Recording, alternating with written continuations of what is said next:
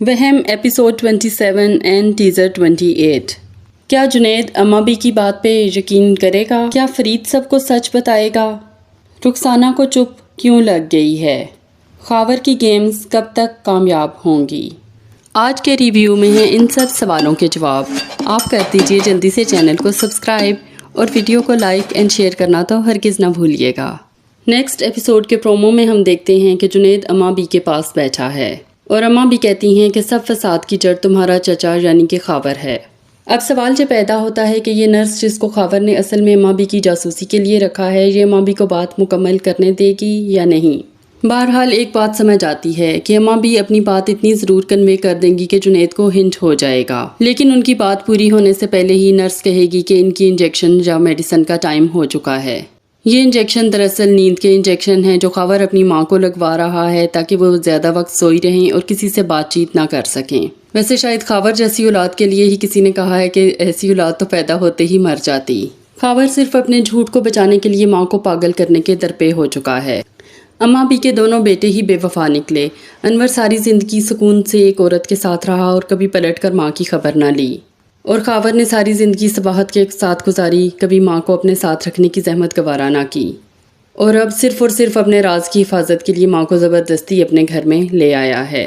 اماں بھی سے سچائی پتہ چلنے کے بعد جنید اور ایشل خاور کے پاس پہنچیں گے۔ ایشل اپنی قسم دے کر باپ سے راز اگلوانے کی کوشش کرے گی۔ خاور حسب عادت مکر جائے گا، لیکن خاور اب جو بھی کر لے اس کے گرد گھیرا بہرحال تنگ ہو چکا ہے۔ اماں بھی ایشل نہیں ہیں جو سب کچھ جانتے بوجھتے ڈپلومیٹک بن کر چپ کر جائیں۔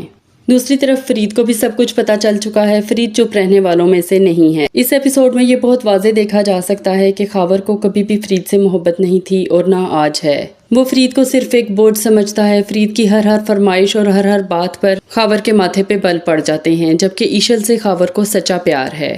خاور نے فرید کو بیٹا مان تو لیا ہے، لیکن صرف اور صرف رخسانہ کو نیچا دکھانے کے لیے۔ جب فرید خاور کو کہہ رہا تھا کہ میں آپ کی جگہ میٹنگ اٹینڈ کر لیتا ہوں، تو اس وقت خاور کے چہرے پر نہ صرف ناگواری بلکہ حقارت تھی۔ اس سے یہ بات بھی واضح ہو گئی کہ خاور نے خواب تو دکھائے ہیں، لیکن وہ فرید کو کبھی بھی اپنا بزنس نہیں دے گا۔ فرید اچھی طرح سے خاور کی ایک ایک حرکت کو نوٹ کر رہا ہے۔ فرید اب ایک ٹائم بم میں چینج ہو چکا جو کسی بھی وقت پھٹ سکتا ہے، وہ بھی خاور کے سر پہ۔ فرید چند دن مزید دیکھے گا۔ وہ خاور سے پورے کا پورا بزنس بھی چاہتا ہے، لگژریس گاڑی اور گھر بھی چاہتا ہے۔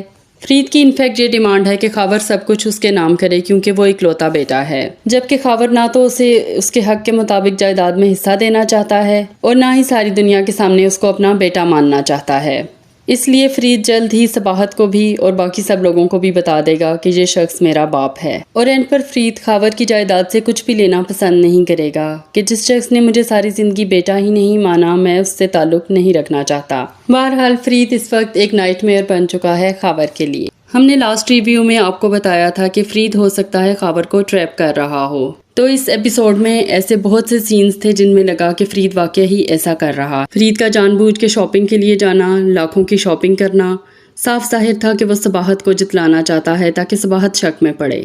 پھر جب جنید فرید کے پاس آیا اور اس نے فرید کو کہا کہ تم اماں بھی کو اور امی کو اکیلا کیوں چھوڑ آئے ہو، تو فرید نے بہت ہی پرفیکٹ جواب دیا کہ تم نے نہیں سوچا تھا ان کو چھوڑ کے آنے سے پہلے، تو میں کیوں سوچتا۔ ایسا لگ رہا ہے کہ فرید ریئلائز کروانا چاہتا ہے جنید کو بھی اس کی مسٹیک۔ ویسے واقعی فرید سے یہ بات کرنے سے پہلے جنید کو اپنے گریبان میں خود جھانکنا چاہیے تھا۔ جس ماں نے ساری زندگی سر آنکھوں پر بٹھا کر رکھا، اسے صرف ایک بات کی وجہ سے یہ چھوڑ کر آ گیا۔ بہوؤں کو شرم آ گئی لیکن بیٹوں کو شرم نہیں آئی۔ بہویں دونوں کہہ رہی ہیں کہ امی کے پاس چلتے ہیں، لیکن بیٹے ہیں کہ ٹس سے مس ہونے کو تیار نہیں۔ اب جب ایشل کہہ رہی تھی کہ ہم امی کے پاس چلے جاتے ہیں تو جنید کو جانا چاہیے تھا۔ پھر جب رخسانہ کا فون آیا، اماں بھی کی طبیعت خراب تھی، خاور نے روکا اور جنید رک گیا۔ بالکل صحیح سمجھ آ رہا ہے کہ بزرگ کیوں بیٹے کو گھر داماد بنانے کے خلاف ہوتے ہیں، کیونکہ گھر داماد کی کوئی نہ حیثیت ہوتی ہے اور نہ ہی اس کے منہ میں زبان ہوتی ہے۔ جب آپ سسرال کے در پر پڑ جائیں گے اور ان کی مفت کی روٹیاں توڑیں گے تو پھر آپ کی اوقات ایک ملازم کے برابر ہی ہوتی ہے جس کو حکم دیا جاتا ہے۔ اس وقت جو بھی تھا جنید کو خاور کے ساتھ جانا چاہیے تھا۔ پھر اسی طرح ہاسپٹل والے سین میں جب خاور رخسانہ کو کہتا ہے کہ آپ نے اماں بھی کا گلا دبایا ہے، تو رخسانہ کو گھر واپس جانے کی بجائے ڈاکٹر کے پاس جانا چاہیے تھا اور ڈاکٹر کو کہنا چاہیے تھا کہ مجھے دکھاؤ وہ رپورٹ جس میں لکھا ہے کہ ان کا گلا دبایا گیا ہے، ورنہ میں تم سب پر کیس کر دوں گی۔ ڈاکٹر اگر خاور کے ساتھ ملا ہوا بھی ہے تو وہ سچ بول دیتا اور اگر نہیں بھی ملا ہوا تب بھی سچ پتہ چل جاتا۔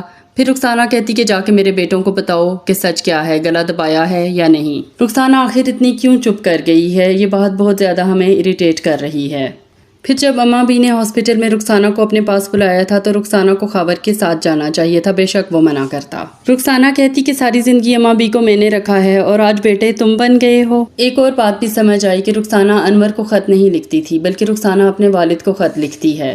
آج کی ایپیسوڈ میں وہ انہی سے مخاطب تھی اور کہہ رہی تھی کہ اگر آج آپ ہوتے تو خاور کبھی بھی میرے ساتھ ایسا دھوکہ نہ کر سکتا، کیونکہ رخسانہ کے والد یہ بات جانتے تھے کہ فرید خاور کا بیٹا ہے۔ رخسانہ کو بھی کھلا میدان خاور کے لیے چھوڑ کر ایک طرف ہو کے نہیں بیٹھ جانا چاہیے، ایٹ لیسٹ اسے اماں بھی کا گلا دبانے والا جھوٹ ضرور بے نقاب کرنا چاہیے۔ ایسے ایشل کا بھی اب کوئی اعتبار نہیں، کیا پتا وہ جنید کو جانے کا اس لیے کہہ رہی ہو کہ ہم لوگ چلے جائیں گے تو پھر فرید اور سائرہ بھی نہیں رہ سکتے اور یہ ان دونوں ماں بیٹی کی ملی بھگت ہو، کیونکہ ایشل اتنا کچھ کر چکی ہے۔ ایشل سے اب کسی پازیٹیو کی ہمیں امید نہیں ہے۔